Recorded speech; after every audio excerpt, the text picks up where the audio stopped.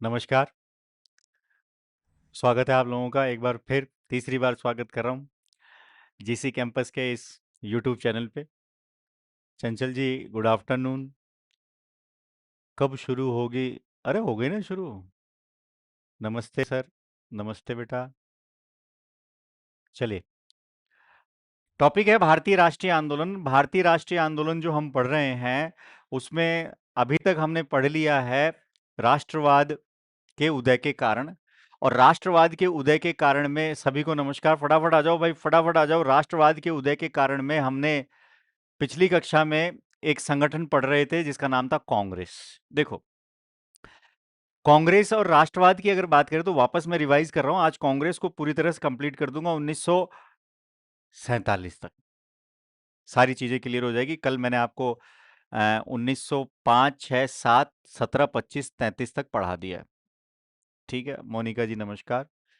नमस्ते। सभी विद्यार्थी क्लास को लाइक एंड शेयर करें ताकि सर को पढ़ाने में मजा आए। अरे ये भी पढ़ दिएगा मैंने, किसान आंदोलन की पीडीएफ। अब पीडीएफ अभी तक मैंने कोई से की भी नहीं दी। हेलो, अब दूंगा। ये रही पीडीएफ, ये रही देखो पीडीएफ। पीछे किसान आंदोलन भी है, सारी चीजें। तो पीडीएफ के लिए अभी मैं हूं, अभी तो लाइव क्लास चल रही है भाई। अब देखो साहब, भारतीय राष्ट्रीय, अब सुनना, इधर देखो, सब सुनना कान लगा के। स्नेहा तंवर, धन्यवाद स्नेहा जी। हाँ, पीडीएफ की बात मत करो, पीडीएफ ये रही। अलग अलग मिलेगी पीडीएफ, कल भी अलग अलग करवा दी थी। अरे यार, इतने तो हमने टीम एक्सपर्ट रखे हुए हैं भाई। और सब बताओ, सब बढ़िया? बस थोड़ा मना लिया, मतलब किसी ने मेरे लिए तो कुछ भेजा भी नहीं, अकेले अकेले आनंद ले लिया भाई। माताएं बैठी है, बहनें बैठी हैं, वो उनके बच्चा कहा गया साहब, उनके बच्चों को तो खिलाया होगा उन्होंने। ठीक है सर। चलिए, राष्ट्रीय आंदोलन, नेशनल मूवमेंट की बात करें तो इसके बेसिकली 3 चरण हैं। पहला चरण जिसे कहते हैं मॉडरेट फेज। मॉडरेट फेज का मतलब है उदारवादी। 1885 से लेकर, सुनना, 1885 से लेकर 1905 का काल। धन्यवाद, मिठाई भेज देना। मॉडरेट फेज यानी उदारवादी युग, 1885 से लेकर 1905 के काल को कहते हैं उदारवादी युग। इस समय जो भी नेता हैं वो पाश्चात्य शिक्षा से एक प्रकार से पढ़े हुए हैं, उन पर प्रभाव है पाश्चात्य शिक्षा का। और इसी दौरान अगर आप देखेंगे तो कांग्रेस की स्थापना हुई। कांग्रेस पर ही आ रहा हूं। द्वितीय चरण एक्सट्रीमिस्ट, उग्रवादी, लाल बाल पाल, बाल गंगाधर तिलक कहेंगे स्वराज मेरा जन्म सिद्ध अधिकार है और मैं उसे लेकर रहूंगा। मराठा और केसरी नामक समाचार पत्रों के माध्यम से लेख प्रकाशित करेंगे और अंग्रेजी सरकार इस ताक में रहेगी। आईपीसी की धारा 124 ए बाल गंगाधर तिलक पर लगाया जाएगा और जिसके तहत उनको जेल में डाला जाएगा। गांधी जी को भी आईपीसी की धारा 124 ए लगाई जाती थी, जिसे कहा जाता था राष्ट्रद्रोह या देशद्रोह। बात करेंगे उसकी भी, आएगा जब। तो दूसरा चरण 1905 से लेकर 1907, 1905 में बंगाल विभाजन होगा। अब तेजी से चलेगा मॉडर्न। और अंतिम युग अगर देखें तो गांधी युग है, 1917 से लेकर 1947। बीच में क्रांतिकारी युग को मैं 2 टुकड़े करके पढ़ाऊंगा। तो शुरू करते हैं। कांग्रेस जो पढ़ चुके हैं वो वापस रिवाइज कर ले। देखो, कांग्रेस की अगर हम बात करें तो कांग्रेस का अर्थ मैंने कल आपको बताया कि लोगों का समूह है। कांग्रेस जो है ये उत्तरी अमेरिका का शब्द है। कांग्रेस के संस्थापक जो थे वो थे एलन ऑक्टेवियन ह्यूम, और ये स्कॉटलैंड के रहने वाले थे। इनके द्वारा एक समाचार पत्र का प्रकाशन किया गया था जिसका नाम था जनता के मित्र। इस पर हम चर्चा कर चुके हैं। और कांग्रेस की अगर बात करें तो कांग्रेस का पहले नाम रखा गया था भारतीय राष्ट्रीय संघ, इंडियन नेशनल यूनियन, और दादा भाई नौरोजी के सुझाव पर कांग्रेस का नाम बदलकर भारतीय राष्ट्रीय कांग्रेस कर दिया गया सर। जब कांग्रेस की स्थापना हुई थी तो उस समय वायसराय के पद पर था डफरिन, और डफरिन ने भोजन करवाया था, भोज का आयोजन कराया था। सोचिए कि बोले अच्छा है साहब, भारतीयों का जो गुस्सा है ना कांग्रेस के माध्यम से उतर जाएगा। तो इस पर हम चर्चा कर चुके थे, आगे चलते हैं। इसके बाद अगर देखें तो बॉम्बे, कलकत्ता, मद्रास और इलाहाबाद। देखो, देखते जाओ स्लाइड पर, यहां देखना है सबको, मैं बोल रहा हूं। 1885 में कांग्रेस का पहला अधिवेशन। देखो, कांग्रेस का अधिवेशन हर वर्ष 28 से 30 दिसंबर के बीच होगा, इसलिए इसे 3 दिनों का मेला कहते हैं। ठीक है, 28 से 23 दिसंबर। तो अब अधिवेशन होगा, कल मैंने पूरा विस्तार से समझाया। पहला अधिवेशन जो हो रहा है वो हो रहा है बॉम्बे में, गोकुलदास तेजपाल संस्कृत कॉलेज में। गोकुलदास तेजपाल संस्कृत कॉलेज, कल की क्लास में पढ़ा है। ये वाला पीडीएफ भी मिल जाएगा भाई, पीडीएफ मिल जाएगा।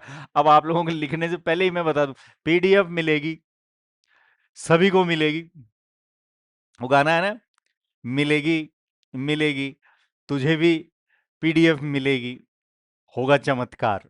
तो गोकुलदास तेजपाल संस्कृत कॉलेज में कांग्रेस का पहला अधिवेशन हुआ है, जिसमें 72 सदस्य थे। और यहां पर कांग्रेस के पहले अध्यक्ष के रूप में अगर आप देखेंगे तो व्योमेश चंद्र बनर्जी हैं साहब। व्योमेश चंद्र बनर्जी जो हैं ये पहले ईसाई अध्यक्ष हैं कांग्रेस के। और आपको बताऊं कि यहां पर 9 प्रस्ताव रखा गया था, जिसमें हमने कहा था कि विधान परिषदों में सदस्यों की संख्या बढ़ाओ। फिर हमने कहा था कि साहब जो सिविल सेवा की परीक्षा है वो भारत में भी कराओ। फिर हमने कहा था कि सेना पर जो खर्च कर रहे हो जरूरत से ज्यादा, उसे कम करो। और इस दौरान कहा जा रहा है भारतीयों के द्वारा, कांग्रेस के लोगों के द्वारा, कि इस दौरान कहा जा रहा है भारतीयों के द्वारा, कांग्रेस के लोगों के द्वारा, कि भारतीय और कांग्रेस अभी अपना शासन चलाने में सक्षम नहीं है। और तो और यहां तक कह दिया जाता है कि इस समय अंग्रेजी शासन जो है वो हमारे लिए वरदान है साहब। सेकंड, दूसरा जैसे दादा भाई नौरोजी 1886 में हुआ साहब, कलकत्ता में हुआ था। 434 सदस्य थे। दादा भाई नौरोजी के बारे में मैं कई पिछले 3-4 दिनों से विस्तार से चर्चा कर रहा हूं। दादा भाई नौरोजी को grand old man of India कहा जाता है, भारत का वयोवृद्ध नेता कहा जाता है। इसके बाद अगर हम बात करें तो तीसरा अधिवेशन जो है मद्रास में हुआ है, बदरुद्दीन तैयब जी, मैंने बताया था तैसे तैयब जी, बदरुद्दीन तैयब जी की अध्यक्षता में होता है। और ये कांग्रेस के पहले मुस्लिम अध्यक्ष हैं साहब। He was the first Muslim president of Congress. And Dadabhai Naoroji was the first Persian यानी पारसी president of Congress. And Womesh Chandra Banerjee was the first ईसाई। ठीक है, लिख दिया, ध्यान रखना। बोले साहब बंगाली थे, फिर आप है ना ईसाई बता रहे हो। अरे भाई धर्म परिवर्तन कर लिया, ध्यान रखना। ईसाई बना जा सकता है धर्म परिवर्तन कर, ध्यान रखना। मुस्लिम बना जा सकता है धर्म परिवर्तन करके, लेकिन ध्यान रखना यहूदी नहीं बन सकते साहब। और इजराइल जो है यहूदियों का देश है, तो इजराइल और ईरान के बीच लड़ाई हो रही है, तो ध्यान रखना साहब। 1888 में कांग्रेस का चौथा अधिवेशन होता है इलाहाबाद में, और यहां सदस्य थे 1, 2, 4, 8। देखो सदस्य, पहले में 72 याद कराया था मैंने, दूसरे में 434, तीसरे में 607, और चौथे में 1 का दुगना 2, 2 का दुगना 4, 4 का दुगना 8। ये 4 हो गए थे। आगे चलते हैं, ये याद करना है साहब। फिर अगर बात करें तो 5, 6, 7 की बात हुई थी, तो 1905 में कांग्रेस का अधिवेशन हुआ था बनारस में। और ये भी मैं बात कर चुका हूं, बनारस में कांग्रेस के अध्यक्ष बने गोपाल कृष्ण गोखले। गोपाल कृष्ण गोखले जो थे ये गांधी जी के राजनीतिक गुरु थे, और गोपाल कृष्ण गोखले के राजनीतिक गुरु थे महादेव गोविंद रानड़े। तो बनारस याद रखना। और कांग्रेस के इस बनारस अधिवेशन में कांग्रेस कहती है कि बंगाल विभाजन के विरोध में जो सुरेंद्रनाथ बनर्जी के द्वारा स्वदेशी आंदोलन चलाया जा रहा है, हम यानी कांग्रेस उसका सपोर्ट करती। ठीक है सर। अगले ही साल 1906 में कांग्रेस का अधिवेशन हो गया कलकत्ता में, और कलकत्ता में इसके अध्यक्ष थे दादा भाई नौरोजी। और यहाँ 4 प्रस्ताव याद रखने हैं, चारों से कल मैं बता के जा चुका हूं। स्वराज, स्वदेशी, स्वशासन और शिक्षा। स्वराज, कांग्रेस ने स्वराज शब्द का पहली बार प्रयोग किस अधिवेशन में किया? और जल्दी से सब लोग बता दीजिए कि कांग्रेस के द्वारा पूर्ण स्वराज शब्द का प्रयोग किस अधिवेशन में किया गया? मैंने कहा स्वराज शब्द का प्रयोग तो किया गया 1906, और पूर्ण स्वराज तो कांग्रेस की तरफ से पूर्ण स्वराज की बात की गई है 1929 में। और 1929 में कांग्रेस का लाहौर अधिवेशन होगा, और ये जो लाहौर अधिवेशन होगा इसके अध्यक्ष होंगे जवाहरलाल नेहरू। और इस कांग्रेस के लाहौर अधिवेशन में पूर्ण स्वराज का प्रस्ताव पारित कर दिया जाएगा। और इसी लाहौर अधिवेशन में कहा जाएगा कि 26 जनवरी 1930 के दिन को प्रथम स्वतंत्रता दिवस के रूप में मनाएंगे। याद रखना, पहले तो 26, अगर मान लो 26 जनवरी मनाते ना हम, ये इसी वजह से मनाते। तो 26 जनवरी 1930 को प्रथम स्वतंत्रता दिवस के रूप में मनाने का निर्णय लिया जाएगा। किस अधिवेशन में? लाहौर अधिवेशन में। और लाहौर अधिवेशन की अध्यक्षता करिए साहब, जवाहरलाल नेहरू ने। धन्यवाद साहब। रवि शकील नेहरू जी, ठीक है। ये देखो चारों प्रस्ताव दादा भाई नौरोजी, ये कल पढ़ा चुका हूं साहब। आगे देख। फिर अगर बात करें तो दो अधिवेशन और याद रखने हैं जो इंपॉर्टेंट थे, मैं इस पे भी चर्चा कर लेता हूं। 12वें नंबर का सेशन है साहब, संख्या भी पूछ सकता है। 1896 1896 में कांग्रेस का अधिवेशन होता है कलकत्ता में। और ये जो कांग्रेस का अधिवेशन होता है ये 12वें नंबर का है। और इस अधिवेशन के अध्यक्ष हैं रहीमतुल्ला सयानी। रहीमतुल्ला सयानी। और यहां पर पहली बार कांग्रेस के मंच से वंदे मातरम गाया जाता है। वंदे मातरम अब गाया जाएगा 3 मिनट 10 सेकंड में। वंदे मातरम के जो रचनाकार हैं वो है बंकिम चंद्र चटर्जी, या कह ले बंकिम चंद्र चट्टोपाध्याय। आपके सिलेबस में है, पूरे विस्तार से बताऊंगा, तो याद रखना। ये भी बता दिया गया। 26वां 12वां अधिवेशन है 1911 में। अब बोले सर सारे याद नहीं करने भाई। 1911 में कांग्रेस का अधिवेशन होता है कलकत्ता में, ये होता है 26वां। कितने नंबर का? 26वें नंबर का है। और 26वें नंबर का जो अधिवेशन है इसके अध्यक्ष हैं बिशन नारायण दत्त। बिशन नारायण दर हैं। और यहां पर यानी कि कांग्रेस के इस अधिवेशन में पहली बार अगर आप बात करेंगे तो जन गण मन गाया गया। तो वंदे मातरम की रचना तो किसने करी है? बंकिम चंद्र चटर्जी या चट्टोपाध्याय। और जनगण मन की रचना किसने करी है? रविंद्रनाथ टैगोर ने। देख लेना, पता है ना सबको। आगे चलो। दो इंपॉर्टेंट, वेरी इंपॉर्टेंट नंबरिंग के हिसाब से, ये 12 नंबर का, ये 26 नंबर का। आगे चलते हैं। अब आ जाओ।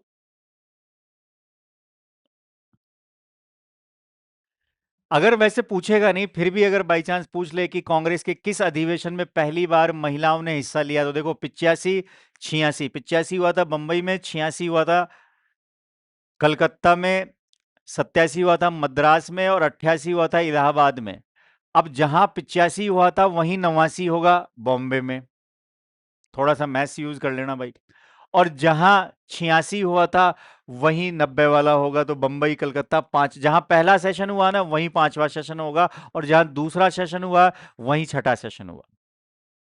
तो पांचवा अधिवेशन जो हुआ है बॉम्बे में हुआ है। और यहां पर अगर देखेंगे तो अध्यक्ष के रूप में है फिरोज शाह मेहता। और यहां पर पहली बार अगर आप देखेंगे तो महिलाएं पार्टिसिपेट करेंगी। तीन मैं आपको कल याद करा चुका हूं, 17 25 और 33। 17 में 8 जोड़ दो तो 25 आ जाएगा। और 25 में 8 जोड़ दो तो 33 आ जाएगा। 17 25 और 33 तीन महिलाएं हैं साहब। कल भी बता चुका हूं कि कांग्रेस का कलकत्ता अधिवेशन हुआ है 1917 में, जिसकी अध्यक्ष थी एनी बिसेंट। और एनी बिसेंट जो थी आयरलैंड की रहने वाली थी। और एनी बिसेंट जो थी कांग्रेस की पहली महिला अध्यक्ष थी, नॉट भारतीय। 1925 में कांग्रेस का अधिवेशन जो है याद रखना कानपुर में होता है। और कानपुर में जो अधिवेशन होता है इसकी अध्यक्ष होती है सरोजिनी नायडू। और सरोजिनी नायडू जो है कांग्रेस की पहली भारतीय महिला अध्यक्ष हैं। और 1933 में फिर कांग्रेस का अधिवेशन होता है कलकत्ता में। और इस समय अध्यक्ष बनती है नलिनी सेन गुप्ता। तीन महिलाएं हैं आजादी से पहले, 17 25 और 33। आगे चलते हैं सर, पांच इंपॉर्टेंट हो गए। अब आइए सूरत के विभाजन की। देखो भाई, नंबरिंग बताओ 1907। ये बताओ फटाफट से, जो जो वीडियो देख रहे हैं, जो जो ऑनलाइन है, कि 1907 वाला सेशन, ये अधिवेशन, इसका कौन सा नंबर है? इसकी नंबरिंग बताएं फटाफट से सब लोग, सही बताना। ये कितने नंबर का अधिवेशन है? तो देखो, अभी तक एक ने भी जवाब नहीं दिया, यानी मेरी आवाज लेट पहुंचती है आप तक, ऐसा मुझे क्यों महसूस हो रहा है? तो 1907 में सूरत अधिवेशन हुआ और कल मैंने बात की थी कि सूरत अधिवेशन के अध्यक्ष थे रास बिहारी घोष। और यहां पर कांग्रेस में पहली बार विभाजन हो जाता है। यहां पर कांग्रेस में, हाँ 23 नंबर, बहुत बढ़िया। आगे और जवाब, एक ने जवाब दिया 23 नंबर, ये 1907 वाला 23 नंबर लिखा हुआ भी है भाई। तो 23वें अधिवेशन यानी 23 साल की उम्र में कांग्रेस टूट जाती है।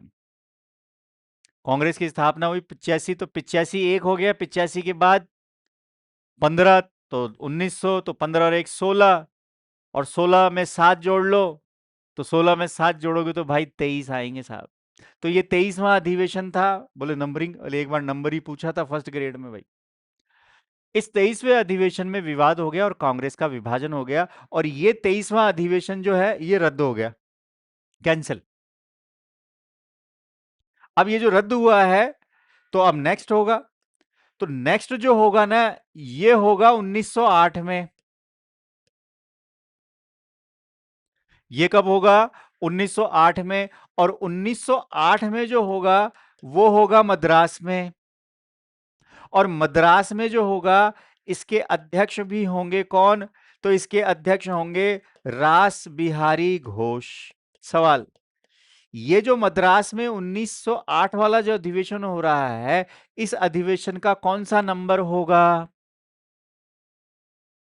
फटाफट बताएं भाई। 1907 वाला अधिवेशन तो कितने नंबर का हुआ? 23वें नंबर का। अब हमने कहा कि 1907 वाला अधिवेशन है जो रद्द हो गया। अब 1907 वाला अधिवेशन जो रद्द हो गया, तो अब अधिवेशन होगा 1908 में। तो 1908 वाला, हाँ सर नंबर पूछा था, अरे नंबर पूछा था क्या? Okay, first grade. अरे मैं कह रहा हूं आप है ना, ये लोग जो इधर उधर पढ़ रहे हैं ना, सब बंद करो, सब आओ जीसी कैंपस पे, और सबको आप लोग बोलो। कितने नंबर का बताया भाई? राजीव, राहीना, आपने 24 नंबर का बताया है। एंजॉय 23 नंबर बता रहा है, और राजीव जी 23 नंबर बता रहे हैं। अब मैं क्या करूं भैया? सीधी सी बात समझ लो इधर, 1907 वाला 23 नंबर का था तो कैंसिल हो गया ना भाई। 8वीं कक्षा में फेल हो गया आप। 2005 में सपोज करो आप 8वीं कक्षा में फेल हो गए, तो 2006 में 8वीं कक्षा में ही तो जाओगे। तो ये 23वें नंबर का था, तो ये अगर कैंसिल हुआ है 23वां, तो ये भी कौन सा होगा? हाँ, अब समझे ना भैया, ये भी कौन सा होगा? 23वें नंबर का होगा। अब चलो मैं आपको एक बताता हूं, लखनऊ अधिवेशन। बोर्ड पर देखो साहब, थोड़ा सा है ना विस्तार से समझाता हूं, समझना। लखनऊ अधिवेशन, लखनऊ अधिवेशन को समझने से पहले थोड़ा सा पीछे चलते हैं।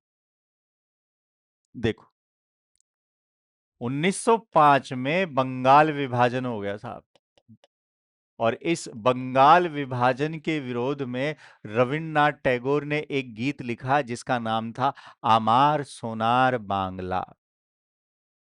सॉरी की कोई जरूरत नहीं है, गलती इंसानों से ही होती है, भगवान से गलती नहीं होती। और अगर आप में से कोई भगवान है तो बताओ भैया मैं नासा कब जा रहा हूं। इसलिए कर्म करो, टेंशन हो तो गलती होगी तभी तो, अब जिंदगी में नहीं होगी बेटा।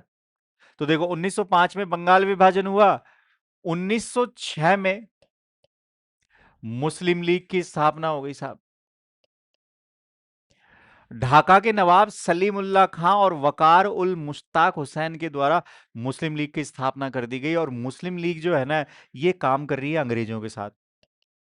अंग्रेज इनको भड़का रहे हैं, बोले बोले सुनो भाई मुसलमानों, आप अगर अपनी भलाई चाहते हो भारत में हमारे जाने के बाद, तो आप हमसे हाथ जोड़ो, हमसे हाथ मिलाओ। बोले मतलब सरकारी नौकरी में आओ। बोले आप अल्पसंख्यक हो, हमारे जाने के बाद, हमारे, अंग्रेज कह रहे हैं हमारे जाने के बाद भारत में जो शासक वर्ग होगा वो हिंदू होगा और वो आप पे अत्याचार करेगा, इसलिए हम आपको आरक्षण देंगे। तो मुसलमान अंग्रेजों की तरफ आ जाते। 1907 में कांग्रेस का विभाजन हो गया साहब, ये भी मैंने आपको बता दी।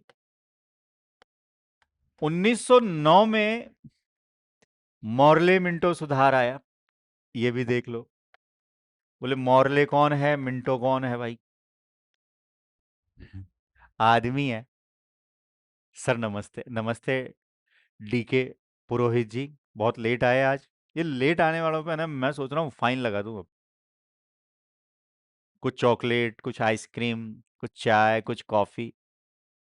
आप लोग अपने स्तर पर देख लेना, मेरे को पेमेंट भेज देना आप, तो मैं क्यूआर कोड अपना भेज दूंगा। उसमें जो चाय कॉफी के लेवल पर जो आपको, या अकाउंट नंबर सीधे 1 करोड़ 2 करोड़ जो डलवाना हो आप स्वेच्छा से डलवा देना। है ना? देखो वापस देखो, लखनऊ अधिवेशन पढ़ रहे हैं, बोलो थोड़ा पीछे गए साहब। 1905 में बंगाल का विभाजन हो गया साहब। करजन के काल में बंगाल विभाजन होता है, और करजन जो है ना हिंदू मुस्लिम एकता को समाप्त करना चाहता है, इसलिए बंगाल का विभाजन करता है। 1906 में ढाका के नवाब सलीमुल्लाह खां और वकार उल मुश्ताक हुसैन के द्वारा मुस्लिम लीग की स्थापना कर दी गई साहब। मुस्लिम लीग जो है ये अंग्रेजों के साथ मिलकर काम करेगी, क्योंकि अंग्रेजों ने इनको भड़का दिया। अब अंग्रेजों ने जब इनको भड़का ही दिया है, तो फिर ये सुनने वाले कहाँ हैं? आगे चलकर देखना क्या होता है। 1907 में कांग्रेस का विभाजन हो गया, अभी अभी मैंने बताया। और 1909 में एक आया है मॉर्ले मिंटो सुधार। इस मॉर्ले मिंटो सुधार को भारत शासन अधिनियम 1909 के नाम से भी जानते हैं। भारत, जाकर सर पढ़ाएंगे आपको शानदार वाला भारत शासन अधिनियम 1909, भारत शासन अधिनियम 1919 और भारत शासन अधिनियम 1935। और मैं सर से रिक्वेस्ट करूंगा कि हिस्ट्री में जो सेकंड पेपर है उसमें संविधान का जो विस्तार है वो भी सर ही पढ़ा दें। तो देखो सर, 1905, 6, 7 और 9, बोले वो सर मॉर्ले कौन और मिंटो कौन? ये देखो, मॉर्ले 1857 के विद्रोह के बाद भारत से ईस्ट इंडिया कंपनी का शासन समाप्त हो गया, और भारत में और भारत के शासन की देखभाल या भारत की सत्ता जो है ब्रिटिश संसद के हाथों में आ गई। ब्रिटिश संसद ने क्या किया, इंग्लैंड में एक पद बनाया, और उस पद का नाम था इंडियन सेक्रेटरी, जिसे कहते हैं भारत सचिव। तो जब भी मैं ये शब्द लिखूं ना, मॉर्ले मिंटो, मॉन्टेग्यू चैम्सफोर्ड, तो इसमें जो पहला व्यक्ति मिलेगा ना, वो पहला व्यक्ति तो होगा भारत सचिव, और जो दूसरा व्यक्ति होगा ना, वो होगा भारत में वॉयसराय कह लीजिए, या इसी को आप गवर्नर जनरल कहते हैं। वॉयसराय का और गवर्नर जनरल का अर्थ, जब ईस्ट इंडिया कंपनी जब समाप्त हो गई ना, तब वॉयसराय कहलाता है। ठीक है, हाँ, भारत सचिव, बहुत बढ़िया था। तो भारत सचिव कौन थे? मॉर्ले। और वायसराय कौन थे? मिंटो। इन दोनों के द्वारा बातचीत करने के बाद भारत शासन अधिनियम 1909 लाया गया, और इस भारत शासन अधिनियम 1909 के तहत भारत में भारत में मुसलमानों के लिए भारत में मुसलमानों के लिए पृथक निर्वाचन की सुविधा को, सेपरेट इलेक्शन, पृथक निर्वाचन की सुविधा को लागू कर दिया गया। अब बोले साहब ये सेपरेट इलेक्शन भी बता दो, ये क्या है ना? कईयों के मन में आ रहा होगा। चलो ये भी देख लेते, इसको भी यहीं समझ लो, फिर बाद में नहीं समझाऊंगा। गौर से देखना। बोले साहब पढ़ा लखनऊ अधिवेशन रहे हैं, और देखो कहाँ तक जाना पड़ा। यही वजह है साहब, कह तो दिया एआई आ गया, एआई आ गया। एआई से आप बताओगे, पूछोगे, तब बताएगा ना। यहाँ तो मुझे पता ना आपकी समस्या क्या है। देखो सेपरेट इलेक्शन, इसको समझना। पृथक निर्वाचन, नेक्स्ट, दूसरे बोर्ड पे स्लाइड पे समझाता हूँ। पृथक निर्वाचन सुविधा, ये आई है 1909 में। ये आई है मुसलमानों की। सपोज करो, समझना इसको, ये एक क्षेत्र है,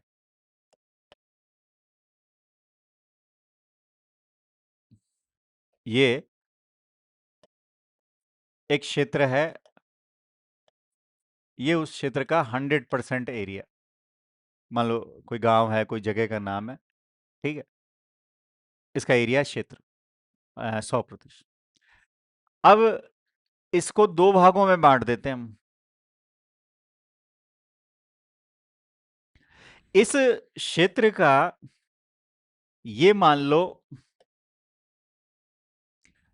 15% एरिया।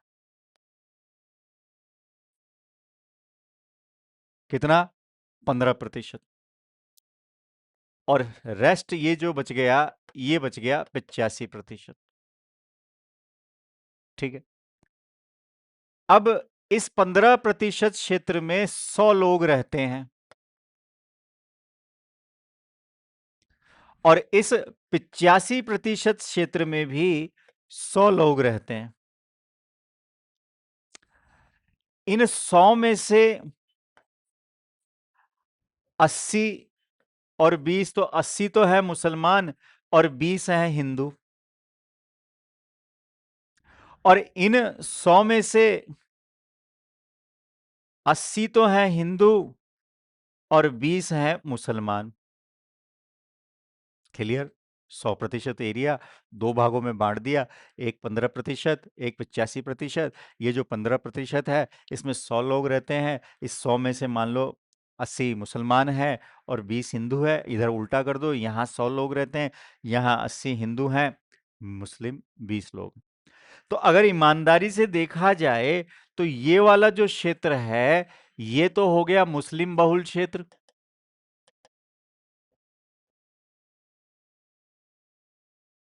और इधर देखा जाए तो ये जो है, ये हो गया हिंदू बहुल क्षेत्र।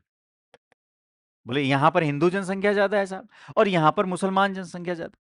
अब 1909 में मुसलमानों के लिए पृथक निर्वाचन की सुविधा दी गई साहब। देखो अब इधर आगे तो सिखों के लिए, ईसाइयों के लिए, दलितों के लिए इनका बस चल रहा है, महिलाओं के लिए, अंग्रेज एंग्लो इंडियन के लिए देंगे। अब देखो, पृथक निर्वाचन की सुविधा में कहा गया कि चुनाव के दौरान, अब चुनाव कराएंगे साहब, 1919 के अधिनियम के बाद चुनाव होंगे।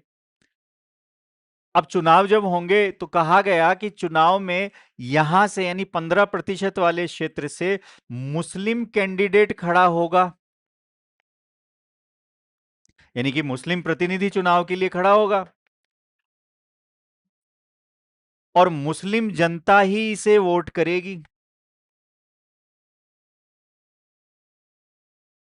तो मतलब, बोले मतलब हिंदू नहीं खड़े हो सकते साहब। और चुनाव में वोट भी कौन देंगे? वोट भी देंगे मुसलमान। ठीक है साहब। तो अब मुसलमान कितने हैं? 80 हैं। अब ये वोट देंगे सारे के सारे एक को।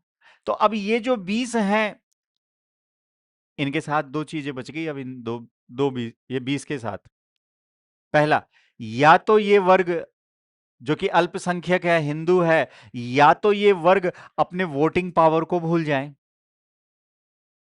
ठीक है, या तो वोट मत दो साहब, या फिर ये जो 20% है वो यहां से निकलकर इस क्षेत्र में आ जाएं। तो अब ये जो 20% जनसंख्या यहां से निकलकर आएगी, बोले क्यों आ रही है? बोले कानून बना रहे हैं मुसलमानों के लिए, हिंदुओं का शोषण होगा।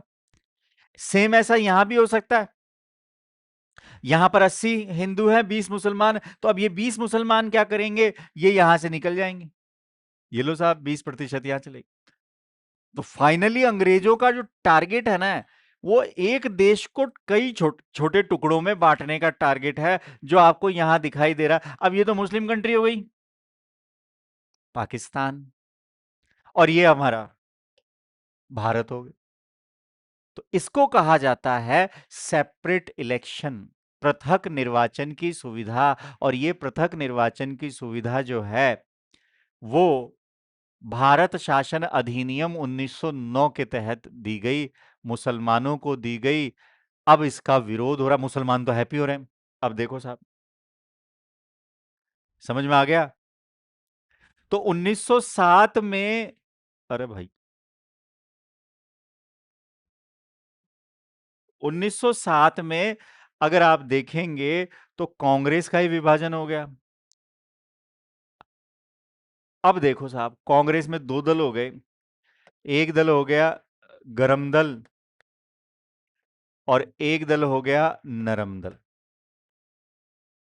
इधर 1909 में जो मुसलमानों को पृथक निर्वाचन की सुविधा मिली है, इस पृथक निर्वाचन की सुविधा को यहां पर कांग्रेस के द्वारा अस्वीकार कर दिया गया।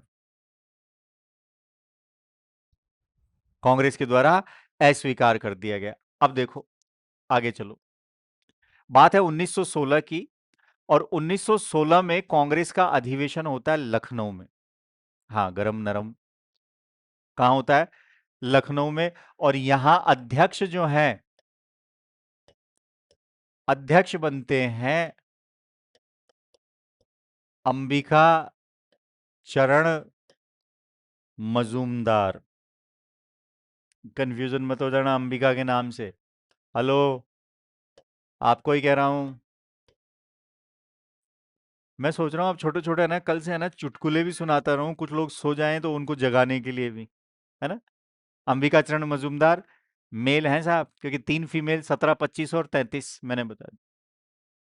कौन कौन? Sarojini Naidu, Annie Besant, Nellie Sen. तो पहले एनी बिसेंट बोलना। तो लखनऊ अधिवेशन के अध्यक्ष अंबिका चरण मजूमदार। ये जो लखनऊ अधिवेशन जो हुआ है, ये किसके सहयोग से हुआ है? ये दो नाम याद रखना। एक, बाल गंगाधर तिलक, बाल गंगाधर तिलक, इनके प्रयासों से हुआ है, इनके सहयोग से हुआ है, हो ही नहीं रहा था। और एक जो थी, वो थी एनी बिसेंट। ठीक है भाई।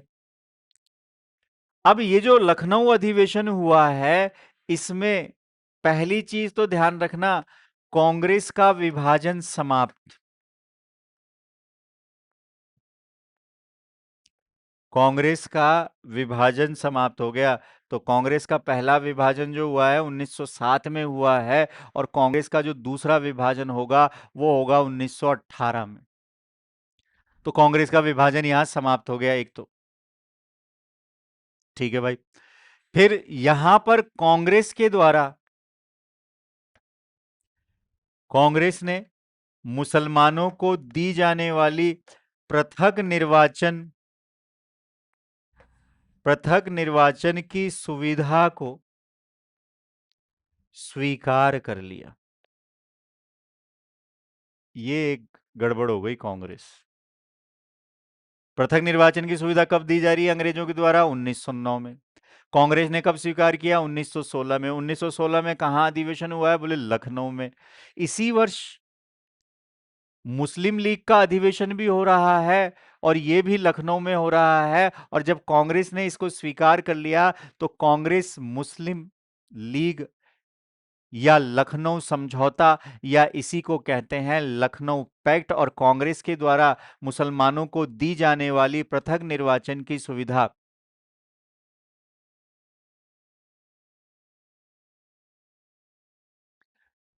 अरे बहुत दिनों बाद नहीं, मैं रोज आ रहा हूं बेटा। पढ़ो आप, और ज्यादा से ज्यादा लोगों के पास भेजो हमारे इस जीसी कैंपस को। ठीक है, यहीं पर मैं अवेलेबल हूं, कहीं कोई दिक्कत वाली बात नहीं है। तो कांग्रेस के द्वारा मुसलमानों को दी जाने वाली पृथक निर्वाचन की सुविधा को स्वीकार कर लिया। ये जो 1916 वाली बात है ना, इसे कह सकते हैं कि कांग्रेस ने भारी भूल कर दी। देखो एक चीज बताता हूं। 1909 भारत विभाजन के बीज, तो ये मिट्टी है और ये बीज बो दिया मैंने। ठीक। 1916 कांग्रेस ने मुसलमानों को दी जाने वाली पृथक निर्वाचन की व्यवस्था को स्वीकार कर लिया। तो भाई साहब पानी डल गया इसमें, ये मग से ये पानी डल गया। ये पानी डला, ये धीरे धीरे ये वृक्ष बनेगा, ये एक पेड़ का रूप ले रहा है। ये पेड़ बन गया था। और 1947 में ये जो पेड़ है इसका विभाजन हो गया, एक हिस्सा तो कहलाएगा पाकिस्तान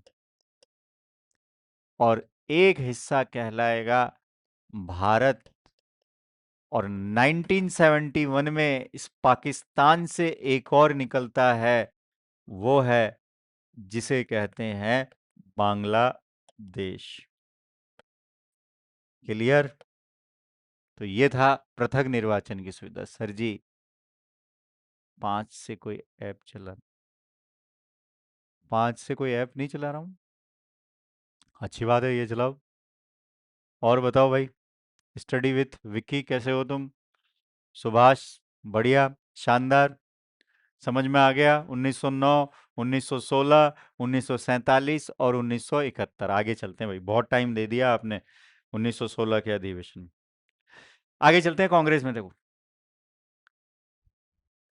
गांधी जी की बात करें तो गांधी जी ने अपने पूरे जीवन में केवल एक बार, देखो बोर्ड पर यह भी बता चुका हूं कि गांधी जी ने अपने पूरे जीवन में केवल एक बार कांग्रेस के अधिवेशन की अध्यक्षता की, और यह अधिवेशन जो है ना बेलगांव में हुआ है 1924 में, पूरे जीवन में। और एक बात सुन लो, बाल गंगाधर तिलक तो पूरे जीवन में एक बार भी कांग्रेस के अधिवेशन की अध्यक्षता नहीं करते हैं साहब। क्लियर? कहां है बेलगांव? तो बेलगांव है कर्नाटक में। 1922 में कांग्रेस का एक आंदोलन होगा जिसका नाम होगा असहयोग आंदोलन, और असहयोग आंदोलन अपने टॉप पर होगा तभी 5 फरवरी 1922 को उत्तर प्रदेश के चौरी चौरा नामक स्थान पर एक भीड़ के द्वारा 22 पुलिसकर्मियों को जिंदा जला दिया जाएगा साहब। 5 माह से फेसबुक इंस्टाग्राम बहुत बढ़िया। अब बस खाली यही वीडियो देखो आप तो सिलेक्शन हो जाएगा। तो बेलगांव अधिवेशन याद रखना। आगे चलते हैं भाई। अब देखो, दो अधिवेशन लगातार है, 36, 37, 38, 39। 36, 37, 38, 39। तो 1936 में कांग्रेस का अधिवेशन होता है लखनऊ में। एक 1916 में हुआ है, ये भी समझाया है मैंने आपको। हाँ, गांधी जी के नेतृत्व में। अभी 1924 वाला था ना, ध्यान रखना। 1936 कांग्रेस का लक्ष्य समाजवाद निर्धारित किया गया। समाजवाद का मतलब है समाज में मौजूद संसाधन पर समाज के प्रत्येक व्यक्ति का समान अधिकार। और ये कहते हैं नेहरू जी, कोट कर रहे हैं, आई एम ए सोशलिस्ट, मैं समाजवादी हूं।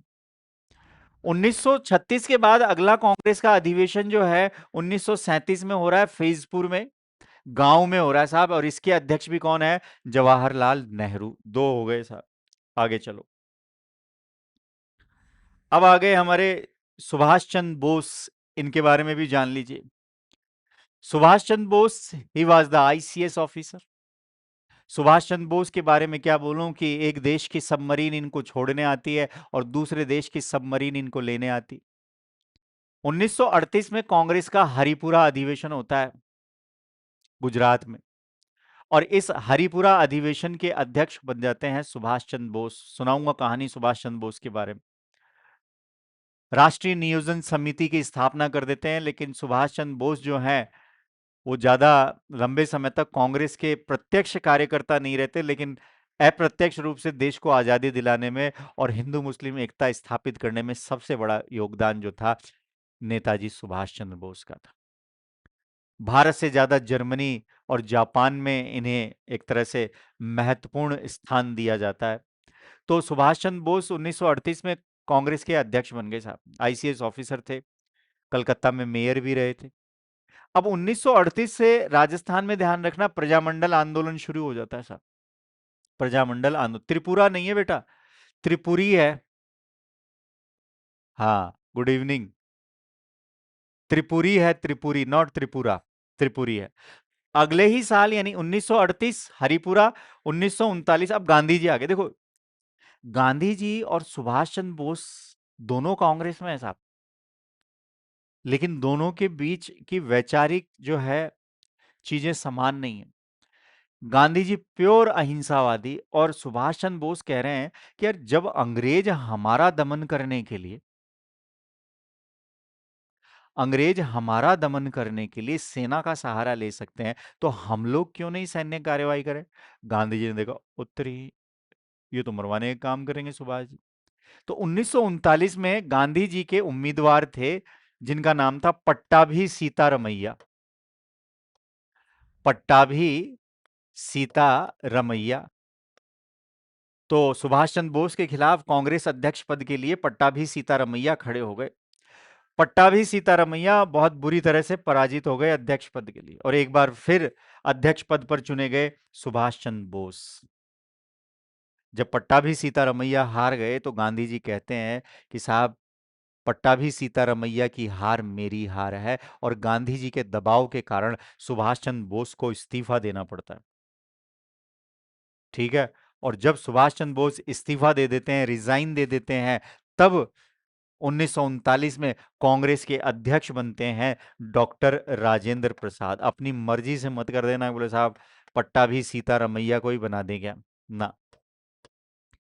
3 मेंबर हैं त्रिपुरी में। कौन कौन? फर्स्ट सुभाष चंद्र बोस, सेकंड पट्टाभी सीतारमैया, और एक है doctor Rajendra Prasad. Sir last exam में सुभाष चंद्र बोस मंचूरिया से कहाँ चले गए और हम देखिए एक बात बताऊं आप लोगों को शकील जी, परीक्षा की दृष्टि से अगर आप सोचेंगे ना, तो परीक्षा में है ना सभी सवाल थोड़ा ना करने होते।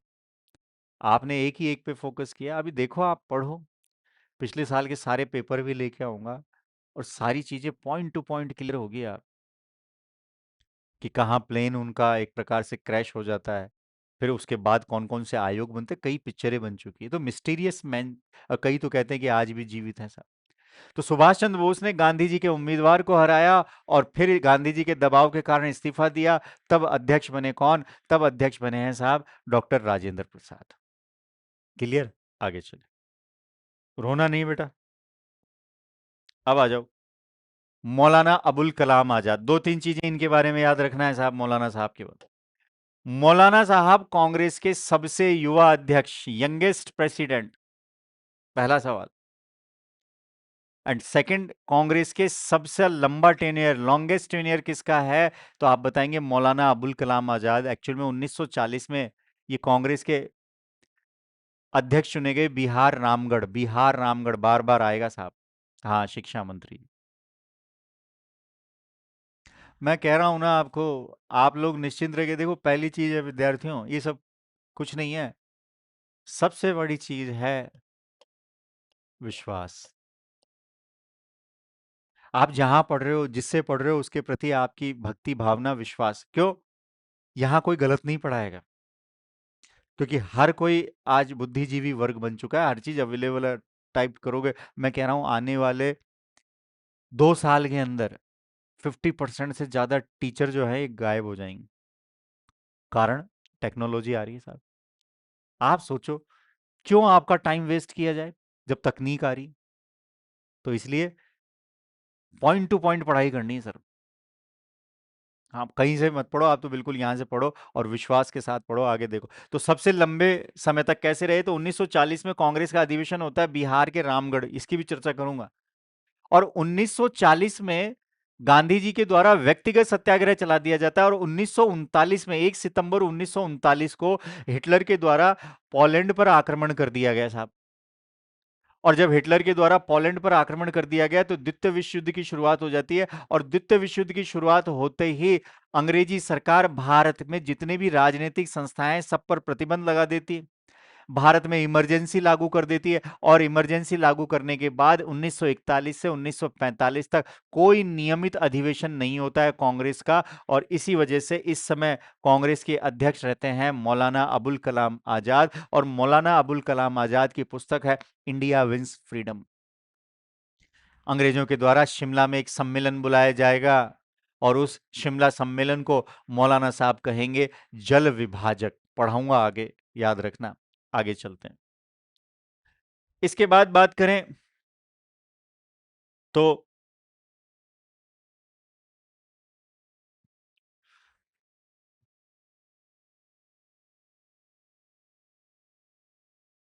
ये वाला एक देख लीजिए। 1931 में सरदार वल्लभ भाई पटेल की अध्यक्षता में कराची में कांग्रेस का अधिवेशन होता है साहब। ये रहा कराची। बोले ये क्यों जरूरी है? पूर्ण स्वराज मैंने बात कर ली आपसे। 26 जनवरी 1930, ये देखो 44वां अधिवेशन है और ये 45वां अधिवेशन है। तो 45वां अधिवेशन जो है, देखो इस 45वें अधिवेशन की बात करें ना 1931, इससे पहले मैं आपको एक चीज बताता हूँ।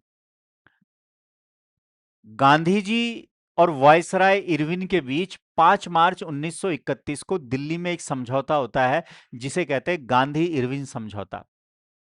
और इस गांधी इरविन समझौते को ही दिल्ली पैक्ट कहते हैं। और इस गांधी इरविन समझौते के तहत गांधी जी कहते हैं अंग्रेजी सरकार को कि हम सविनय अवज्ञा आंदोलन स्थगित करते हैं और कांग्रेस जो है सेकंड गोलमेज सम्मेलन में पार्टिसिपेट करने के लिए जाएगी। गोलमेज सम्मेलन को कहते हैं आरटीसी, समझाऊंगा। RTC, round table conference. देखो, आरटीसी राउंड टेबल कॉन्फ्रेंस 1930 में हुआ, 1931 में हुआ और 1932 में हुआ। टोटल 3 हो रहे हैं। तीनों गोलमेज सम्मेलन में सदस्यों की संख्या है 2 एकम 2, 2 दूनी 4 और 2 तिया 6। तो 1930 और 1931 और 1932, इन तीनों सम्मेलन में टोटल मेंबर जो है, सदस्य जो है 242। अब गांधी इरविन समझौता हुआ साहब 5 मार्च 1931। अब इस गांधी इरविन समझौते की एक प्रकार से अनुमोदन कर लें, वो अनुमोदन हुआ है कांग्रेस के मंच में। और कांग्रेस का अधिवेशन 1931 में हो रहा है कराची में सरदार वल्लभ भाई पटेल की अध्यक्षता में। और यहां गांधी जी को काले झंडे दिखाए जाते हैं और यहां मौलिक अधिकारों से संबंधित प्रस्ताव पेश किया जाता है। गांधी जी को काले झंडे इसलिए दिखाए जाते हैं कि इससे महज कुछ दिनों पहले, यानी गांधी इरविन समझौते के बाद 23 मार्च 1931 को भगत सिंह, सुखदेव और राजगुरु को फांसी की सजा दे दी जाती। सब याद हो जाएगा, आप बिल्कुल चिंता रहो मत करो, निश्चिंत रहो। 246 और 246 के बाद पहले में कितने सदस्य थे, दूसरे गोलमेज सम्मेलन में कितने सदस्य थे और तीसरे गोलमेज सम्मेलन में कितने सदस्य थे, ये भी याद हो जाएगा। आप तो अभी इधर देखो सब। सरदार पटेल, मौलिक अधिकार और गांधी इरविन समझौते की पुष्टि, और गांधी को यहां काले झंडे दिखाए गए। आगे चलते हैं।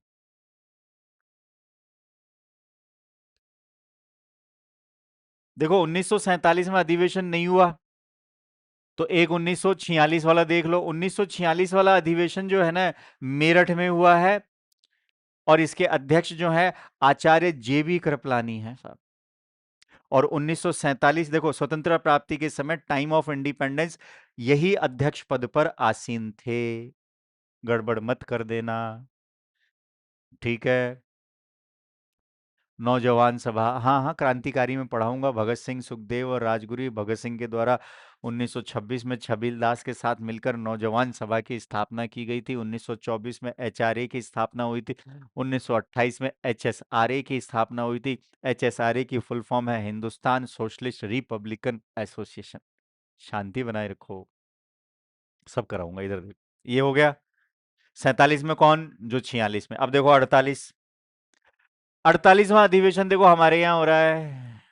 आजादी के बाद, आजादी में तो हुआ ही नहीं, तो आजादी के समय तो कौन थे, तो जेबी कृपलानी। अब देखो 1948, पट्टाभी सीतारमैया, वही गांधी जी के उम्मीदवार। अब एक चीज और, फिर क्लास को विराम दें। लास्ट स्लाइड गौर से देखो, विशेष अधिवेशन इंपॉर्टेंट है, सब लोग देख लें। पहला विशेष अधिवेशन हुआ 1918 बॉम्बे में, सैयद हसन इमाम की अध्यक्षता में। और यहां कांग्रेस का दूसरा अधिवेशन, दूसरा विभाजन। देखो, एक तो होता है नियमित अधिवेशन जो दिसंबर माह में हो रहा है, एक क्या है, विशेष अधिवेशन बुलाया जाएगा। तो विशेष अधिवेशन आपको 4 दिखाई दे रहे हैं। पहला आपको देखो बॉम्बे में दिखाई दे रहा है 1918 में, सैयद हसन इमाम, कांग्रेस का विभाजन, पहला विभाजन 1907। दूसरा अधिवेशन ये पूछा है कई बार, दूसरा विशेष अधिवेशन 1920 में, ये पढ़ाऊंगा भी मैं आपको।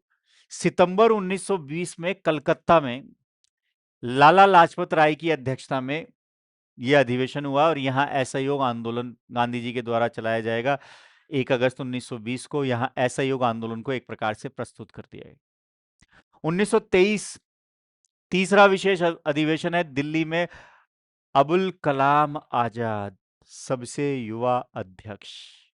और एक विशेष अधिवेशन 1947 में, क्योंकि 47 में नियमित हुआ नहीं है, आचार्य जे बी कृपलानी थे, और 48 में जयपुर में हुआ है, तो 1947 में जो विशेष अधिवेशन हुआ है वो दिल्ली में हुआ है, और डॉक्टर राजेंद्र प्रसाद इसके अध्यक्ष। तो आशा करता हूं कांग्रेस से संबंधित चीजें आपकी क्लियर हो गई होगी, कांग्रेस आपके समझ में आ गया होगा, याद करने के स्तर पर भी, समझने के स्तर पर भी। अगली क्लास जो आएगी, अब आएगी 1885 से 1905। पहले मैं पढ़ाऊंगा दारवादी युग, फिर उसके बाद पढ़ाऊंगा उग्रवादी युग, फिर बंगाल का विभाजन, और जैसे जैसे टॉपिक आता जाएगा यहाँ 1947 तक ले जाऊंगा, और फिर उसके बाद हम आपको पढ़ाएंगे महत्वपूर्ण व्यक्तित्व, बाल गंगाधर तिलक, विपिन चंद्र पाल, जो जो नाम आपके दिए गए। तो आज की कक्षा को हम यहीं विराम देते हैं, फिर मिलेंगे अगली क्लास में। तब तक के लिए धन्यवाद। और हाँ, जीसी कैंपस के साथ जुड़े रहिए, ज़्यादा से ज़्यादा लोगों तक हमारी इस क्लास को पहुंचाइए, और अपनी सफलता की तैयारी को सुनिश्चित करिए। धन्यवाद।